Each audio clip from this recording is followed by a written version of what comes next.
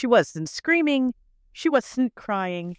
She was sitting alone at a kitchen table set for one while her husband laughed with his guests in the next room. She was 7 months pregnant. She had driven 40 minutes in her best dress, and no one saved her a seat. That was the moment Cecily Harmon understood.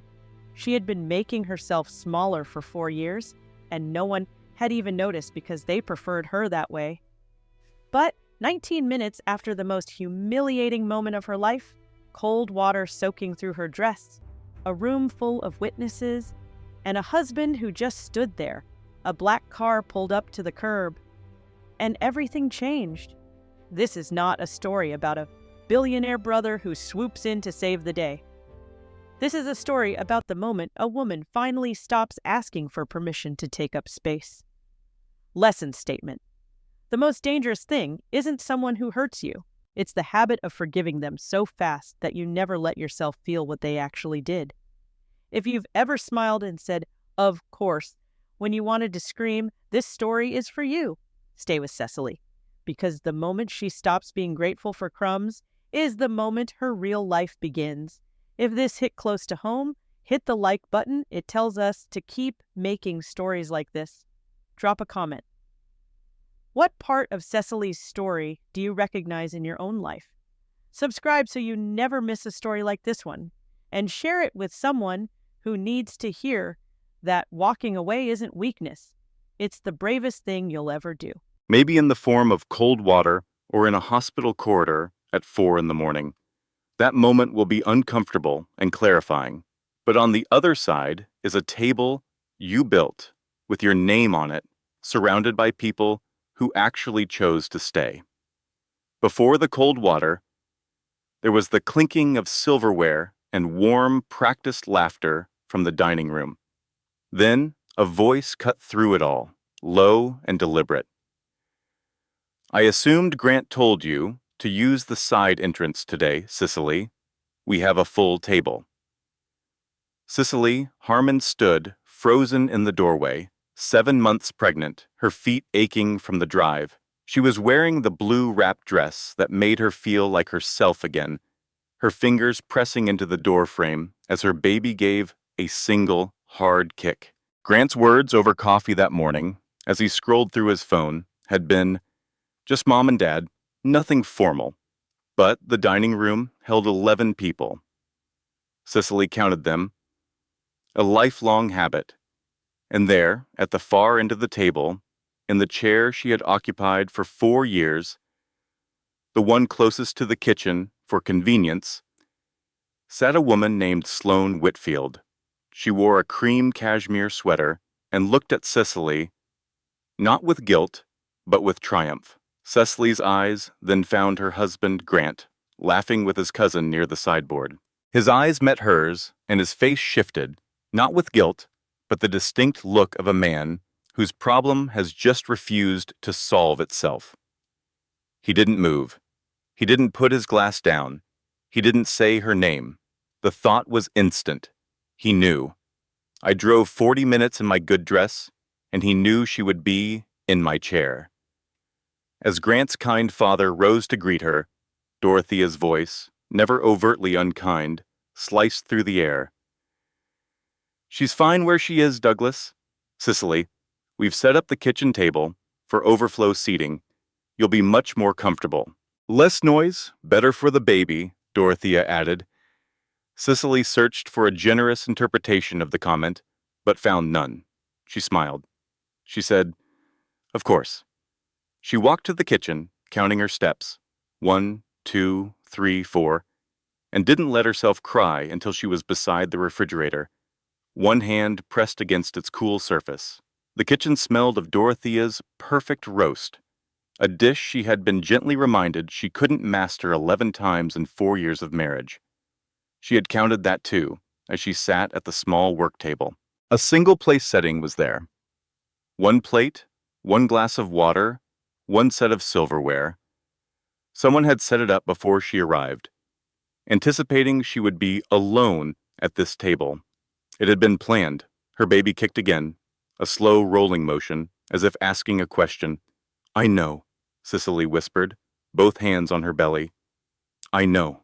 She reached for her phone, stared at the screen, then put it down. She had no words for this yet. Through the pass-through window, she heard the warmth of people who belonged to each other, a table she had sat at for 4 years. She had always taken up exactly as much space as she was given, and not an inch more. She thought about the assistant principal promotion she'd turned down when she and Grant relocated, because she had believed we are a team. She sat alone, breathing in the smell of a perfect roast, and then a voice floated through the open window. Dorothea's, warm and bright. Sloane, I want you to know, whatever happens, you will always have a place at this table. Cicely put her water glass down very carefully. She stared at the single plate in front of her. So that's how it was. The hospital was a silent, sterile world at 4:45 in the morning. A decision made by instinct, not thought, had brought her here, her hand knocking on Reed's door before her mind could protest. He'd opened it in 15 seconds flat, already half awake. I haven't felt her move, she'd whispered, the words she'd been holding back spilling out. I know it's probably nothing, but I have to go. Reed didn't hesitate for a second. Get your shoes, he'd said, already grabbing his coat. Under the flat, fluorescent glare, everything felt a little unreal. Like the silent cooking show playing on a corner television. A nurse offered a practiced, warm smile, the kind given to the 1,000th worried parent-to-be who had walked through those doors. By 5:10, they were settled in an exam room, and at 5:15, Dr. Claire Oakes walked in, bringing with her an air of calm that Cicely desperately needed after the storm she had just endured. That calm was a world away from the moment that had shattered her just hours before. The cruelty hadn't come in a flash of anger, but with a chilling, deliberate grace. Dorothea had reached across the table, her hands perfectly steady on the heavy crystal water pitcher.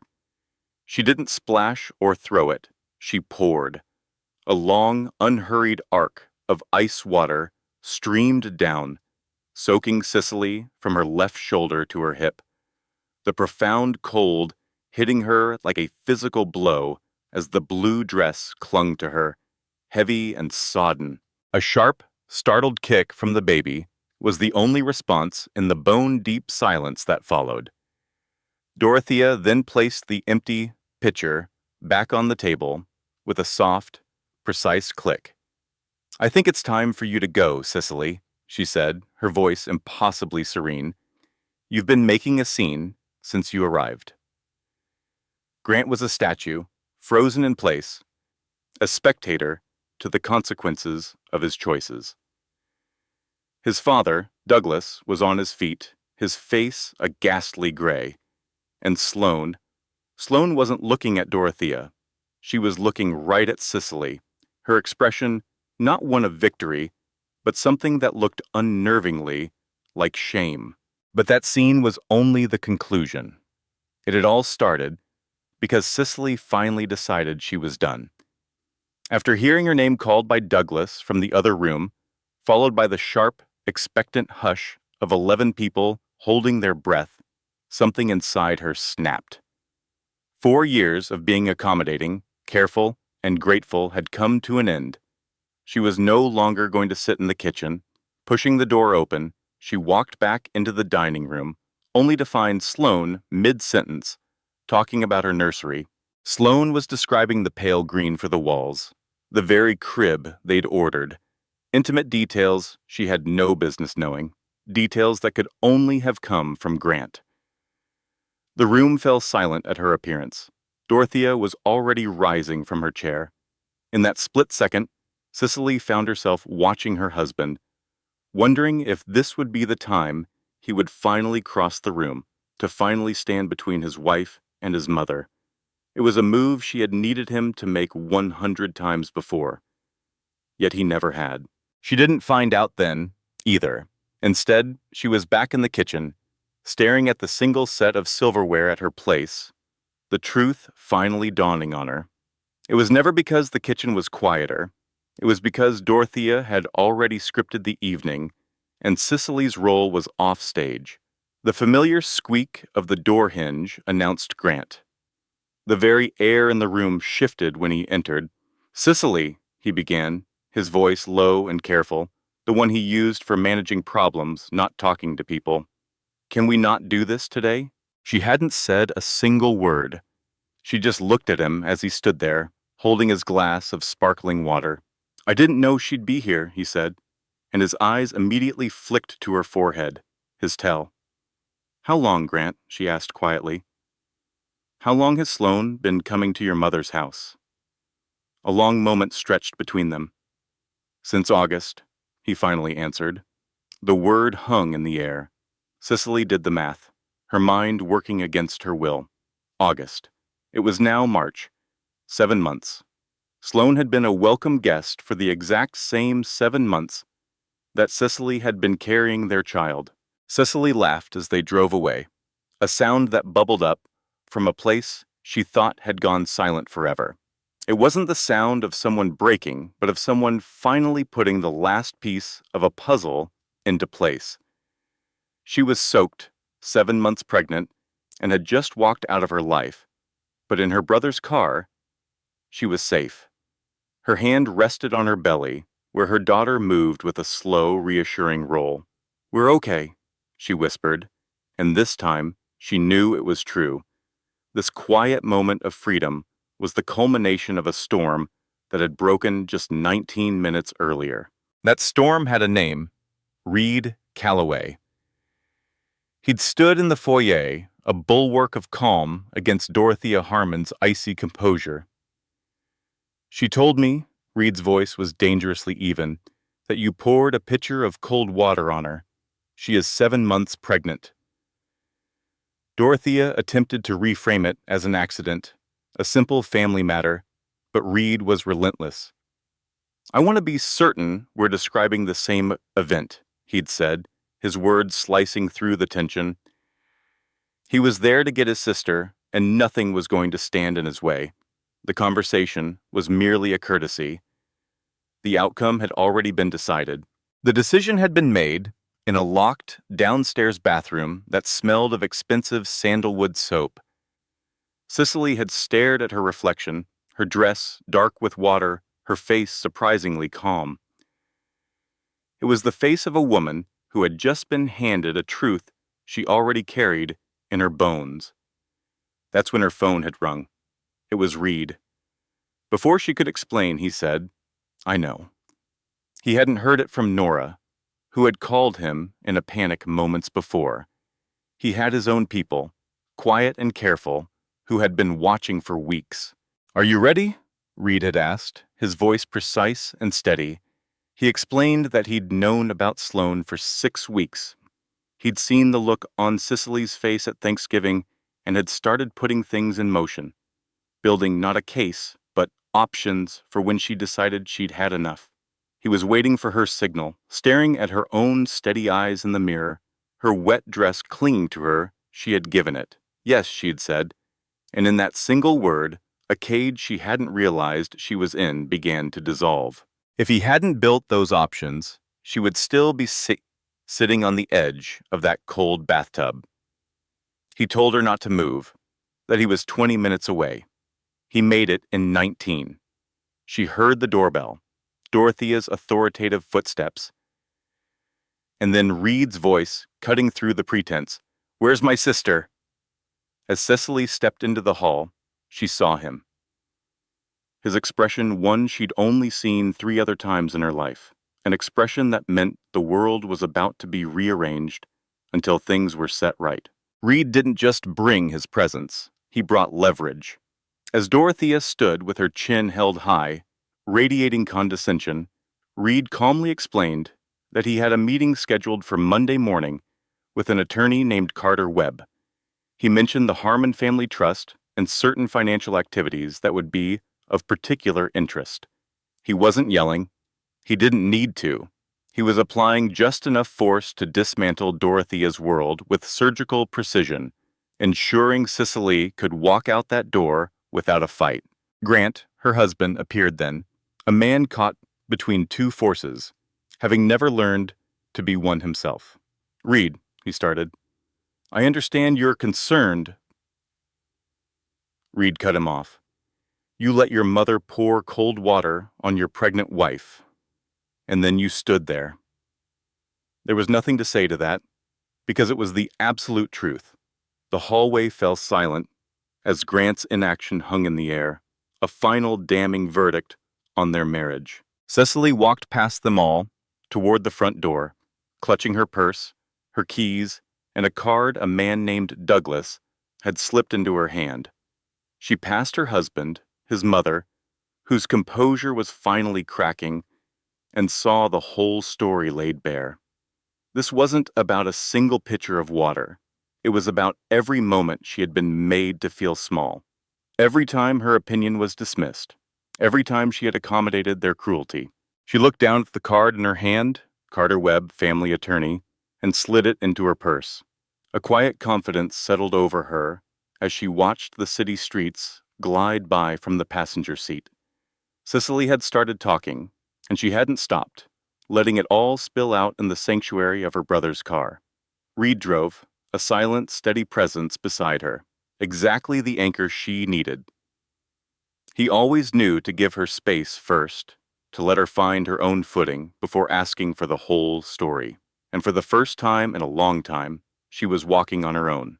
The March air, sharp and cold against her dress, felt like a clean slate. As she had passed her father-in-law, Douglas, his quiet, heartfelt apology had been the first crack in the facade. She understood he wasn't a bad man, just one who had chosen comfort over courage for 35 years. His choice had consequences, but in handing her that card, he had finally chosen differently. She didn't hate him. She understood. The dashboard clock showed she'd been speaking for 22 minutes straight when she finally fell silent, parked outside Reed's building. She had counted every minute, a habit she couldn't break.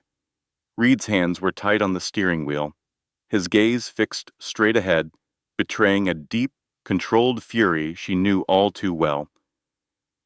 That particular stillness in him meant his anger was bone deep. He finally spoke, his voice low. "How long have you known about Sloane?" Cicely stared at her hands. "I saw a text on his phone back in December.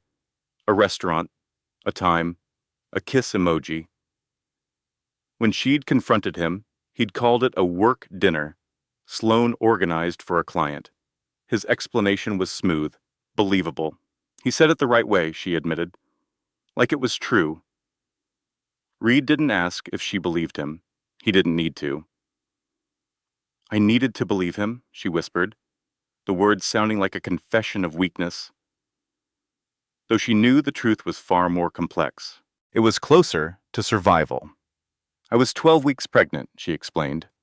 "I'd just moved into his house, given up my apartment. I didn't have a job. I needed it to be true." Reed just nodded once, never saying a word that would deepen the wound she already carried. He never did. Since that moment in the bathroom, her mind had been a reel of small, sharp memories. Not the big, dramatic betrayals, but the subtle cuts. The first Christmas, she'd brought her mother's cranberry recipe, only for Dorothea to set it aside, saying, "We have a system at the holidays." Cicely had laughed it off, telling Grant later she thought his mother liked it, forcing herself to believe her own lie. Then there was the positive pregnancy test. Grant's face, the slight pause before a flat, "Huh." Then immediately, "I'll call Mom." Not, "Let's call your mother." His news, his family, his story to tell. She told Reed about the nights she'd laid awake, scrolling through Sloane's Instagram, searching for proof of something she desperately did and didn't want to find. She'd always delete her search history afterward, ashamed of her own suspicion, as if it were a secret she had to keep from herself. Reed listened, his expressionless face a mask for his growing anger. "You've been carrying all of this alone," he stated. It wasn't a question. I thought if I could just hold on, she said, her voice thin, get through the pregnancy, get my feet on the ground, then we could have the conversation. Stacey, I know, he said softly. She pressed her hand to the cool window pane as the afternoon turned gray. I deserved better than this. It wasn't drama. It was a fact. I've known that for a while. I just didn't know what to do with knowing it. Reed's reply was simple and absolute. Yes. Upstairs, in the expensive, sparse comfort of his apartment, he made her chamomile tea with honey, a tradition since a crisis when she was 22 had left her on his couch for 3 weeks. She cradled the warm mug as the baby rolled slowly inside her. She placed a hand over the movement. She's active, Cicely told him. Reed, sitting across from her, glanced at her hand on her belly. A fierce, protective emotion flickered in his eyes before he smoothed it back into calm. She gets that from her mother. For a long moment, they sat with the city sounds 14 floors below. Her phone lit up beside her. Grant. She looked at it, Reed looked at it, and she turned it face down without a glance. He's asking you to come back, Reed said. He's asking me to make it easier for him, she corrected, staring into her tea. He has always asked me to make things easier. I have always done it. I'm very good at it. She placed the mug down firmly. I am done being good at it. Reed held her gaze. What do you want to do? The question hung in the air. For 4 years, she had been managing, adjusting, accommodating, until her own desires felt like a forgotten language, but she didn't rush to answer. She just sat in the quiet of her brother's apartment with her tea cooling and her daughter moving, and let the answer take shape. Later, at 2:47 in the morning, sleep was impossible. The city hummed below, but the high-quality sheets and perfect pillow in Reed's guest room offered no peace. Since 1 a.m., she'd been watching the clock, a ritual for when the thoughts grew too loud. She opened the Notes app on her phone. Making lists was a family tradition, a way to make an unmanageable world visible, to separate what you could act on from what you had to bear. She began to type. 1. Grant has been with Sloane since at least August. 2. Dorothea knew for months and planned around it. 3. I suspected but chose not to see. 4. Douglas suspected and gave me Carter Webb's card. He is not completely useless. 5. My daughter is due in about 9 weeks. 6. I have no job, having left my teaching career for Grant's 14 months ago. 7. The house is in both our names. 8. I contributed $40,000 from my savings for the renovation. 9. I love him. Or maybe I love the idea of him I created. She wasn't sure which was worse. Loving a real man who let her down, or loving a fantasy that was never truly real. A wave of self-reproach hit her. I was so stupid. But she stopped herself. It wasn't the full story. She hadn't been stupid. She had been managed. There's a distinction. Stupidity implies a lack of available information. She hadn't lacked information. She'd been fed a carefully crafted reality by a man skilled at crafting them, and a mother-in-law who had managed outcomes for 62 years. She had been trusting, generous with the benefit of the doubt, because she loved him. She closed the app, and in the darkness, she finally let herself feel the anger. It wasn't the hot, reactive anger from the dining room. This was a different kind, cold and clarifying. It was the anger that comes when you stop making excuses and see the truth for what it is. He knew Sloane would be at that table. He let her drive 40 minutes in her nice dress and stood there, his feet planted, watching the consequences of his actions arrive. For 4 years, she had managed his profound difficulty with conflict. She had smoothed things over, avoided fights, and handled his mother's feelings for him. She was done. Done managing his mother, his comfort, his feelings, and the pretense that everything was fine, because in the vacuum she had created by managing everything for him, something else had been allowed to grow. It had all started so quietly. It started at a kitchen table, counting the times her suggestions, like a simple cranberry recipe, were casually dismissed. It started with the slow, creeping realization that she had been making herself smaller and smaller to fit a space that was never meant for her. And in the space she had vacated, Sloane had arrived. That was the thought that finally broke everything open. As she lay awake at 4 in the morning, long before the shouting began, worried because her baby wasn't moving, she understood. She had to leave, not because of one terrible act, but because of 1,000 tiny surrenders. "Does your mother know?" Cicely pressed. The heavy silence that followed was its own damning answer. Of course Dorothea knew. The kitchen table was never for overflow. It had been a holding cell for the inconvenient wife. "You thought it would be fine?" she said, the pieces clicking into place. "You thought I'd walk in, see Sloane in my chair, and it would just be fine." Suddenly a memory from December surfaced. A brief text on his phone, with a restaurant, a time, and a single kiss emoji.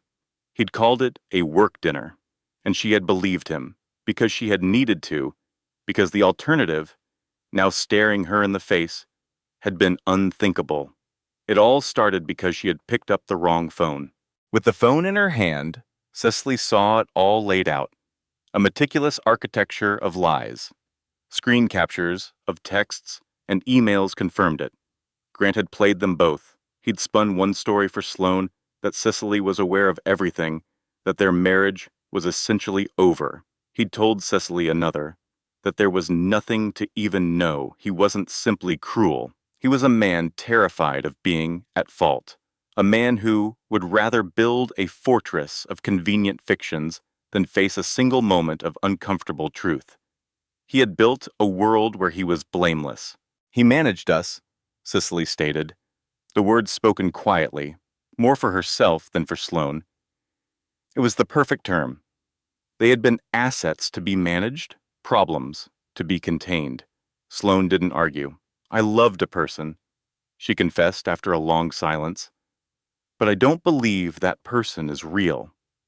A quiet understanding settled between them, not forgiveness or friendship, but a raw acknowledgement of a shared reality. "You can have all of this," Sloane said, indicating the phone. "Use it for whatever you need. I'll sign anything." Cicely looked at her, truly seeing her for the first time. "Why?" she asked. "Because it's the truth," Sloane replied. That truth had been offered only 3 days earlier, at a neutral coffee shop on the city's east side. Cicely had picked the spot, public, anonymous, and easy to escape. Her friend Nora was parked outside, a fierce protector with a large T and the declared energy of a woman prepared to intervene. Sloane was already waiting inside, looking smaller and more fragile than she had at the dinner party. The expensive sweater was gone, replaced by a simple coat she kept on, as if she knew she might not be staying long. The past few days had clearly taken their toll on her, too. "Thank you for meeting me," Sloane began. Cicely sat, skipping the pleasantries. "Just say what you need to say." Sloane didn't flinch. She explained the story Grant had told her, that the marriage was an open arrangement, that the pregnancy was a final, failed attempt to salvage it, and that Cicely was fine with it all. "He told you I was fine," Cicely repeated, the absurdity of it settling in. "I know how that sounds," Sloane admitted, her hands flat on the table. "I convinced myself it was true because I desperately wanted it to be. I see now I should have looked closer." Cicely knew that feeling well. "I've been doing that for 4 years," she said. The decision to even sit in that coffee shop had been made in the sterile quiet of a hospital room, while the city outside was just starting to stir.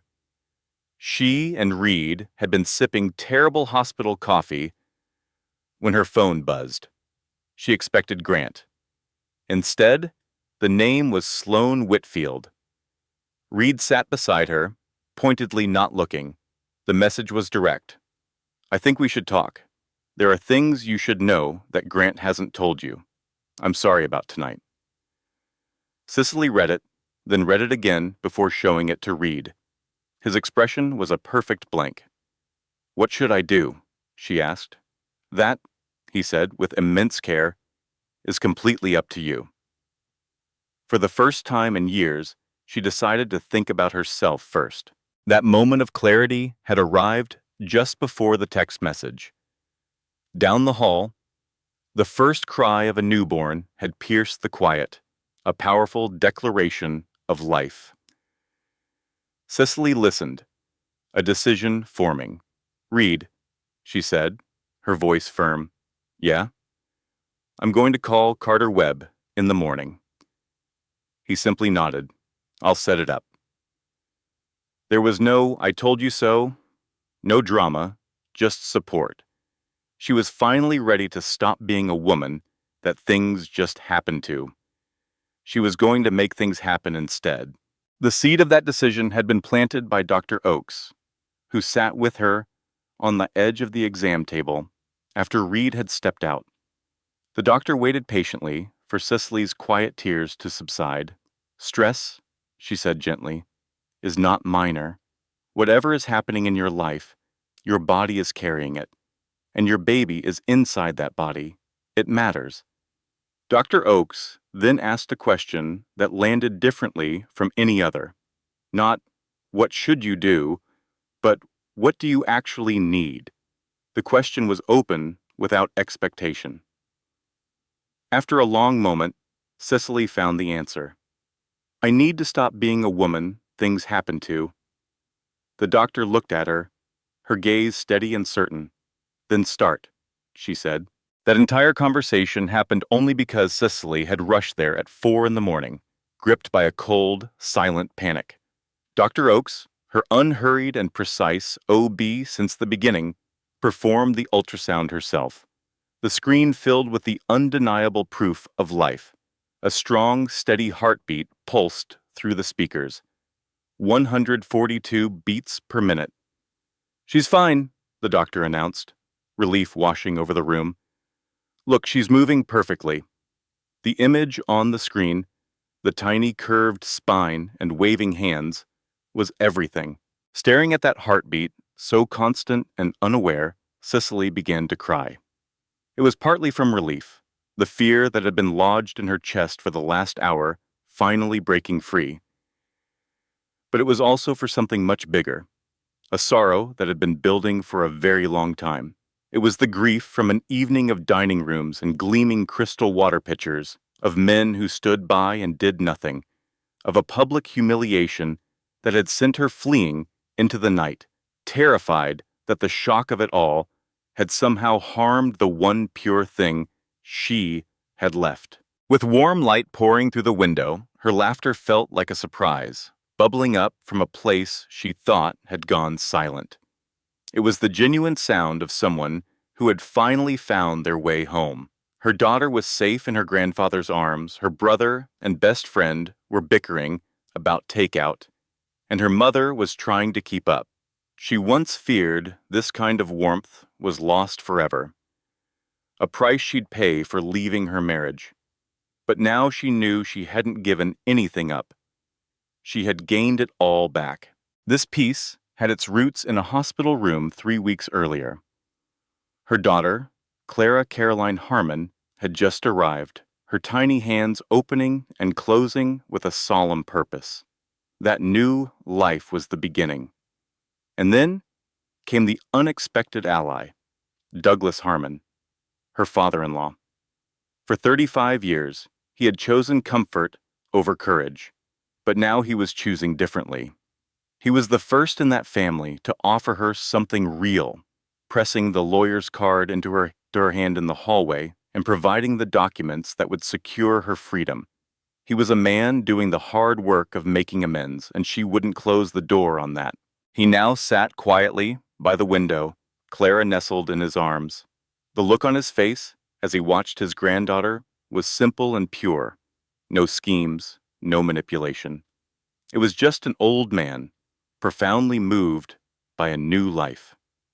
As Clara blinked in the light and grasped his finger, Reed burst out of the kitchen.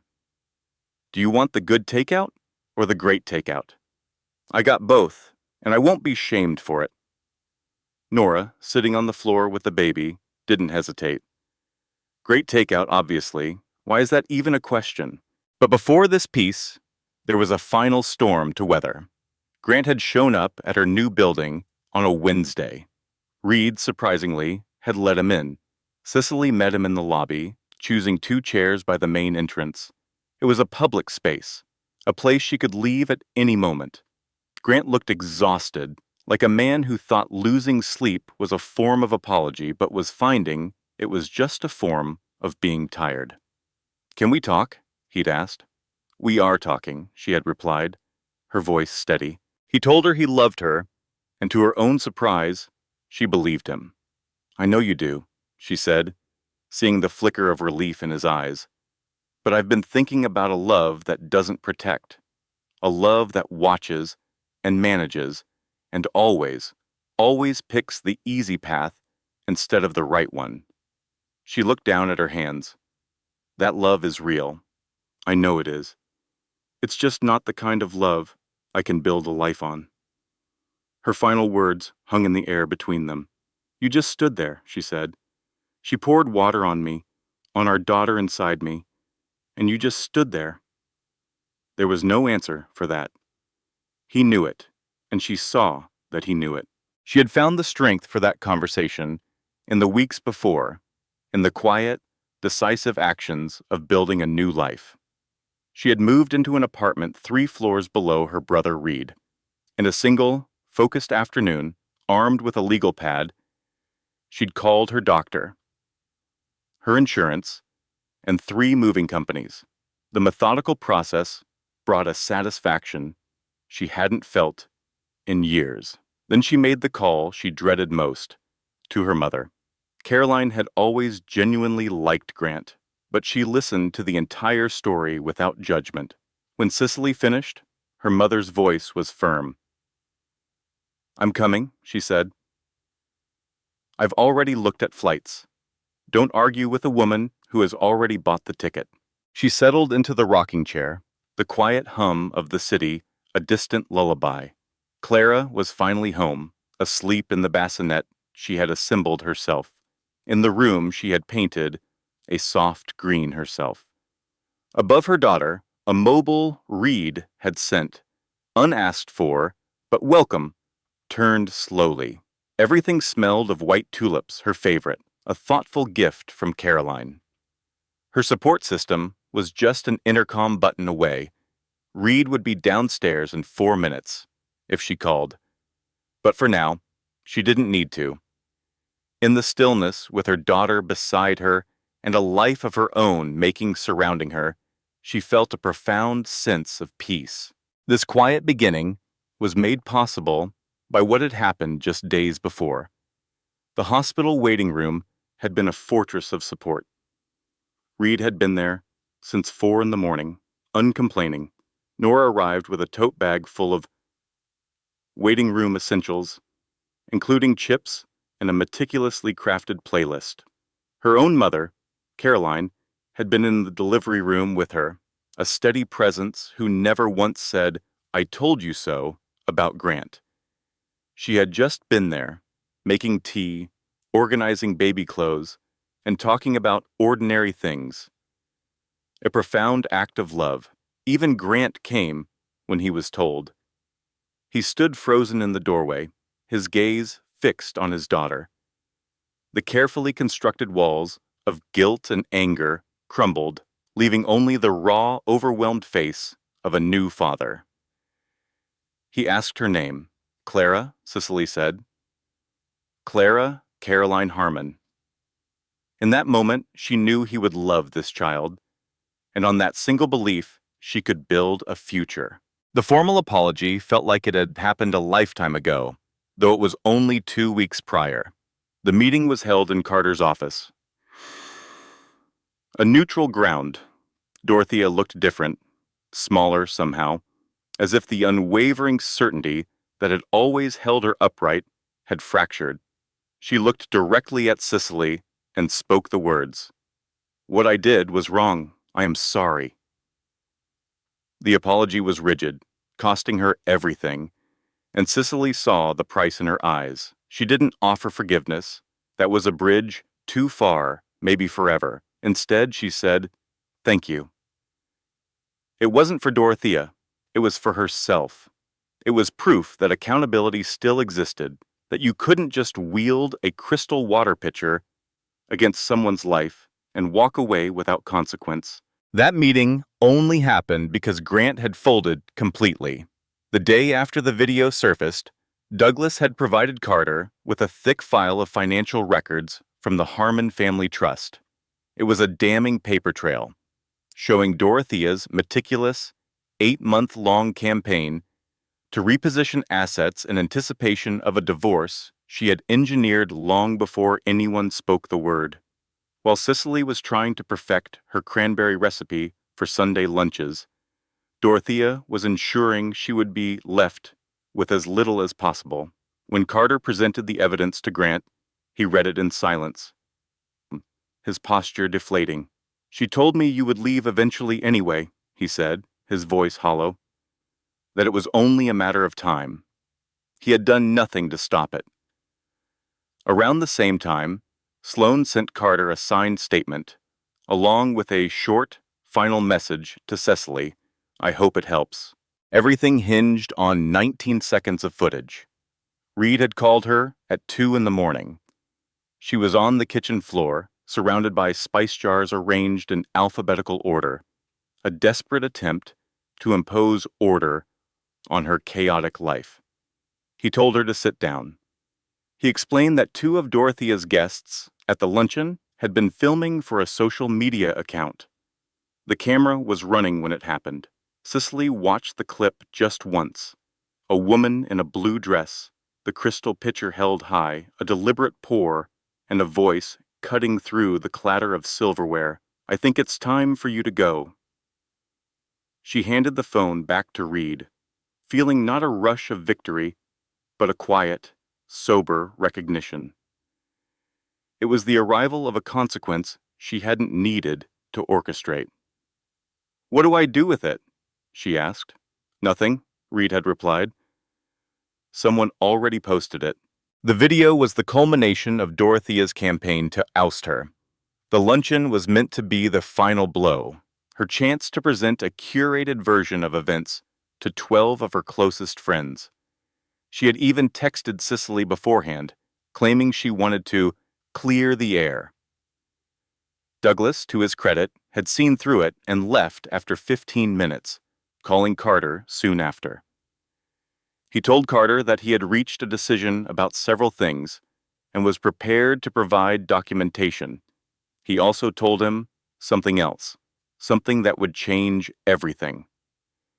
As Reed relayed the story over the phone, Cicely sat among her spices, clutching a small jar of marjoram, the world outside her window silent and still. The alphabetizing of spices, the video, the apology, it all traced back to the night she finally drew the line. After telling Grant her decision was made, she couldn't sleep. Her mind was a whirlwind of logistics. Caroline was arriving Thursday, the movers were coming in 2 weeks, and there were 112 tasks on her to-do list. Needing an outlet, she went to the kitchen and, at 2 in the morning, began to systematically reorganize every cupboard, every drawer. With her belly bumping against the lower cabinets, she found a strange satisfaction in the simple sound of things being put in their proper place. For the first time in her life, she alphabetized the spice rack. It was, for reasons she couldn't explain, exactly what she needed to do. She stood in the kitchen and told him it was over. There was no triumph in her voice, only a profound exhaustion. "I want you to work with Carter," she had said, her hand resting on her stomach. "I don't want this to become ugly, for her sake, but you need to know it's going to happen." He just nodded, looking down at his hands before finally meeting her eyes. "I'm sorry," he'd said. "I know that isn't enough. I know exactly how insufficient that is, but I am." She already knew. "I know," she replied simply, and stood up to leave the room. For 4 years, she had contorted herself, trying to find the one version of their relationship that could finally work. She had tried to adjust, to accommodate, to shrink herself until the friction between her and Dorothea might finally disappear. And in that moment, as she put the jar of allspice next to the anise, she finally understood. She had never been the problem that needed solving. She was simply the obstacle standing between a mother and the absolute control she wanted over her son's life. No amount of adjusting could have ever changed that. That call was made possible by a meeting in Carter Webb's office. Carter, a precise man in his mid-40s, laid everything out with calm clarity. He reviewed the financial records from Reed and the documents from Douglas. "I want you to understand what you have here," he said, taking off his glasses. The records showed a quiet, steady drain of money from their joint accounts by Grant. "It's the pattern that tells the story in a divorce," Carter explained, "and Sloane's documentation tells the rest of it." He pointed to the printouts of the messages. "Here," Carter said, "you have a paper trail of explicit misrepresentation. Your husband described your marriage to a third party in a way that was fundamentally untrue. He detailed what Cicely was entitled to: the house, a significant settlement, and child support based on Grant's real income, not the version he reported. He'll fight it," Cicely predicted. "His mother will make him fight it." Carter nodded. "Dorothea Harmon is the problem. Our job is to make the cost of that fight so clear that even she can see the math." In that moment, Cicely felt not fear, but the solid certainty of a decision already made. And it all clicked into place because of a quiet meeting with Sloane. Cicely looked at the woman across the table, who couldn't meet her eyes. "You were pregnant," Sloane murmured. "What she did to you. You didn't deserve any of that." She pushed a folder across the table. "He told me you had an arrangement. Here's everything: the texts, the emails, the complete record of his lies." Cicely took the folder, the final piece of the puzzle. It all started at that luncheon. With the cold shock of water thrown in her face by Grant's mother, it started with her husband standing by, a silent witness, as his pregnant wife was humiliated. In his silence, she heard the truth. At 3 a.m, holding her daughter Clara, Cicely simply rocked in the chair. The apartment, entirely hers, was wrapped in the deep, humming quiet of a city at rest. A world paused, not silent. In her arms, the baby slept with the total surrender of the newborn, as if rest were a brand new country she was eager to explore. Cicely held her close, the chair making its soft, rhythmic sound. The city breathed below. Downstairs, Reed was asleep. Tomorrow would bring its own duties, but tonight, there was only this. This peace was hard-won, built on a moment of painful clarity. She thought of the woman she'd been just 1 year prior, standing in Dorothea's kitchen. She pictured her own hand flat against the cold refrigerator door, counting her breaths, telling herself she was okay. She would tell that woman, "You're not staying out of weakness, but out of love, for promises made in a garden long ago.